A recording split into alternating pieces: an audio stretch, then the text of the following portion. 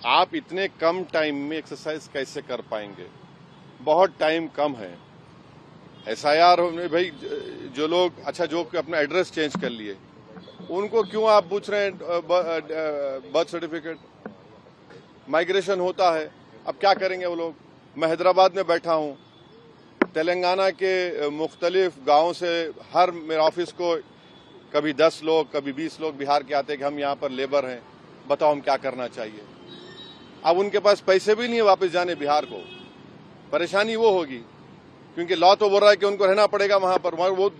वो गए इसलिए कि बिहार में कुछ है ही नहीं, कोई सरकार ने उनका रोजगार का इंतजाम किया ही नहीं, तो मजबूरी उनकी है, बाहर बैठे हैं। तो ये सब प्रॉब्लम्स हमने ईसीआई के सामने रख के हमने कहा इसका तो आप सोल्यूशन निकालिए। चुनाव आयोग ने क्या भरोसा दिया आपको? काफी अब चुनाव आयोग खुद बोलेगा, मैं क्यों बोलूंगा चुनाव आयोग की तरफ से? क्योंकि वो तो अंदर से आप आश्वस्त नहीं, आश्वस्त सवाल नहीं। देखिए, हमने ये सब जो बातें आपके सामने रखी हैं, जो पॉइंट्स हमने सामने रखी हैं, उनके सामने जाके बोला हमने कि ये प्रैक्टिकल डिफिकल्टीज हैं, कैसा आप एक महीने के अंदर कैसा करेंगे? तो उन्होंने कहा कि नहीं, हम लोग बीएलओस को रखे हैं, वॉलंटियर्स को रखे हैं।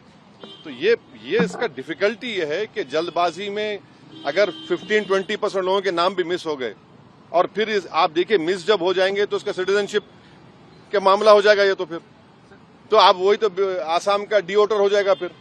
तो ये अप्रीहेंशन है, ये जेन्युइन अप्रीहेंशन है। बांग्लादेशी रोहिंग्याओं को निकालने के लिए एसआईआर है। अरे देखिए, फिर 2024 में किसको वोट डालने दिया आपने? 24 में आपने वोट दिया, मैंने वोट डाला बिहार में।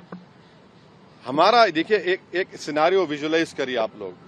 अगर कोई लोकसभा के चुनाव में 20,000 वोट से हार गया कोई, और अब एसआईआर के बाद उसी के पार्लियामेंट सांसद में 20,000 कम हो गए, तो फिर वो क्या करेगा बेचारा? उसको राइट मिलना चाहिए। राइट तो रिकॉल तो हमारे पास नहीं है। तो इसीलिए हम कह रहे हैं हम एसआईआर के खिलाफ नहीं है, आप टाइम दीजिए ना। विपक्ष कह रहा है